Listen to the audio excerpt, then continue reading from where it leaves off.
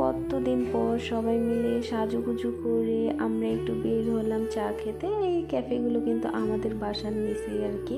Hello viewers, this is me from my page Babli. আশা করছি সবাই অনেক ভালো আছেন। আমি আল্লাহ তাআলার রহমতে অনেক ভালো আছি। তো অর্থি এখানে ঢং করতেছিল আর আমি বসে গান বলতেছিলাম আর অর্থি ভিডিও করে দিচ্ছিল। হাবিবার সাথে মজা করতেছিলাম। মেয়েটার সাথে মজা করতে আমার অনেক ভালোই লাগে। কি যেন আমি বলতেছিলাম আর সে হাসতেছিল। এরপরে চা গুঞ্জনে চলে আসলাম চা খেতে। তো চা গুঞ্জনের চাটা কিন্তু অনেক মজা লাগে। তো আমরা সবাই মিলে একটু দুষ্টুমি করতেছিলাম। আমি আর অর্থিতে চায়ের অর্ডার দিলাম আর চায়ের সাথে কি খাবো সেটা আমরা দেখতেছিলাম। তো ভাবলাম যে এই দোকানের সিঙ্গারাগুলো অনেক মজা লাগে। তো সিঙ্গারা আর চায়ের অর্ডার দিয়ে আমরা চলে আসলাম আর হাবিব আমাকে ভিডিও করে দিচ্ছিল। এখানে আমার পুকি রুমমেট বসে বসে ছবি তুলতেছিল। তো আমরা এসে আরও মজা শুরু করে দিচ্ছি।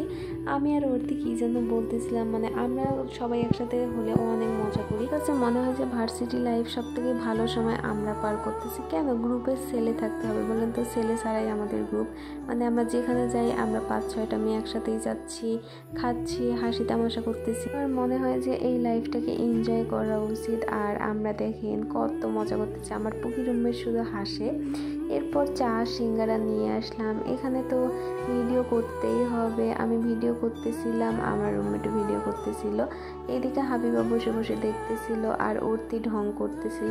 একটু পরেই আমি কিন্তু চায়ের সাথে সিঙ্গারা খাবো।